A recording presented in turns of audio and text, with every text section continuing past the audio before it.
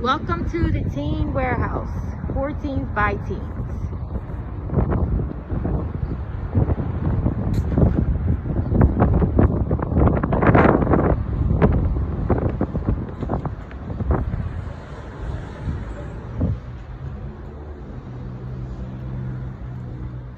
As Nianta mentioned, welcome to the warehouse where we're going to revolutionize teen engagement. The purpose of this tour is to give you an idea of everything that the warehouse has to offer for our teenagers.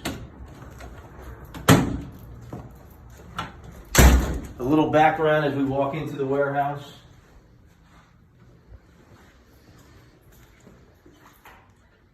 We started this project a little over a year and a half ago when the Prestige Academy had formerly been in this building and was converted to us. So in this building, we have 17,000 square feet of space that's dedicated for teenagers to come after school and on weekends. So as you see, as you walk in here, this is the main hallway that's been named by all of our teens. The televisions here are your entry point into the warehouse, and this will be housed with a customer relationship database that 130 different program partners will populate as they come in here and offer some level of programming to our teenagers every evening and every weekend. The schedule will be posted on these TVs. As we turn the camera around, the next 13,000 interior square feet were designed with our teens in mind. We have a group of teenagers that have worked with us over the last 2.5 years. They work with our architects and our leadership team in order to determine what was most important to be put into the teen center, as well as all of our program partners had an input on what they wanted. What we arrived at was 11 rooms that we've created that focus on 5 pillars that focus on what we want teenagers to accomplish while they're here, other than having a good time and feeling very comfortable and building camaraderie with our staff and it being a safe place for them. The 5 pillars are recreation, education, the arts, career development, and health. All of the rooms that I'm about to show you will focus on one of those 5 pillars that will provide an opportunity for teenagers to learn more about each of those. First stop on the warehouse is the Drip, which is the store for our teens. This is an opportunity for our teens to engage in retail activity and point of sale transactions in selling merchandise to others. The first room in the center here on your right hand side is more of a traditional breakout room. We call it the warehouse conference room. Each of our rooms that have breakout rooms are facilitated with some type of seating activity, conference phone capabilities, a 55-inch TV that an HDMI cable can plug into, an opportunity for adults that would be here during the day renting office space from us elsewhere in the building to utilize, and in the afternoons and evenings our teens in breakout sessions. As we migrate through to where the beanbag chairs are, this is the first of many open spaces for our teenagers. We have 11 whiteboards on the walls. These are brainstorming areas where our teens can create, develop ideas, and post it right there. As we move into the center, along the lines of education, we have 2 education rooms that are designated for our program partners and our teenagers to do creative and flexible things. The first of these rooms is called the resume room, and it's our career development room. Our career development room, instead of a projecting screen, has an 82-inch TV that we can do presentations on, flexible furniture that can be moved around, and a whiteboard.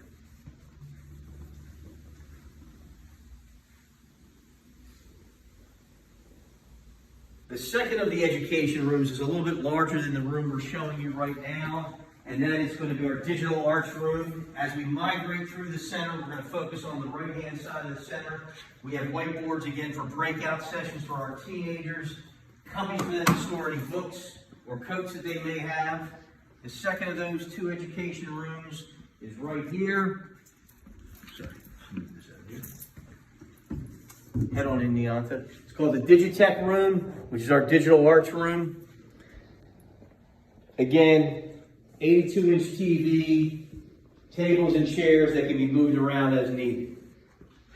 The center has phones in every room, and we have a PA system as well. If we can focus for a moment on this part of the center, this is the hub of the teen center. We have a communal table where they can eat, do work, socialize. We have breakout tables for eating as well. Over to my right-hand side is the break room area. You can see the microwave oven there. Where the open space is located will be 3 vending machines when we do launch, and this is our Capital One Cafe. The high top tables, again, are places for our teens to eat and socialize and gather. One of the 11 rooms that I mentioned to you is our demonstration kitchen. We've done a couple unique things. This will remain locked until we actually have somebody that's going to do cooking presentations for our teenagers. When the doors are open, you can see we have a full working kitchen. The idea would be for any of our cooking demonstration partners to teach by learning how to bake or cook. We have put a video camera in the corner that beams down to this and then projects out to a screen on the other side of this hood. So we have an opportunity to do cooking presentations for small groups of people sitting on the granite countertop. This is the TV that it projects out to. Or we can have a group of teens sitting in these high top tables watching on TV the presentation. As we continue through the hub of the teen center, we have a closet space that's dedicated for our program partners to store some of their things. As I mentioned to you in the beginning part of this video, 130 different program partners in the city of Wilmington that offer some level of teen services have agreed to do some level of programming at some point here. They're going to be transient in nature and need a place to store. Next to that, we have a copy print room. This has one printer in here now. As part of our digital arts center, we hope to be able to put a 3D printer in here, keep all of our paper and other supplies in here for our teenagers. From the main part of the teen center, I would be remiss to tell you that we have hand sanitizer dispensers throughout the entire center that will continue to refill. This next area becomes more of the education and what they call the mindfulness zone. One of the things that the team said very loud and clear to us in the development phase is they needed an opportunity to do self-paced work. So we've built 7 study carrels with under-cabinet lighting and USB charging ports that will allow them to do individual work for their school studies.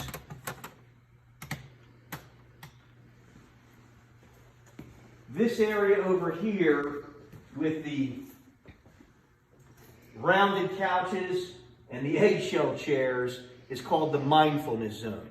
One thing we found as our teens gathered with us over the last several years is they now meditate before they start each of their programming sessions each day. So if you could visualize, a teen comes off of the school bus or gets dropped off here, they come through the teen center, they may grab a bite to eat from one of the vending machines or what they have packed. They come in and they're either going to do their schoolwork or they come to the mindfulness zone and do what they call chill and have an opportunity to sort of gather their thoughts, collect what they're going to do before they go into some self-paced activity or join in with one of our program partners in one of our many program activities. On the arts side of things, we offer a full-fledged arts and crafts room. The largest room in the center also offers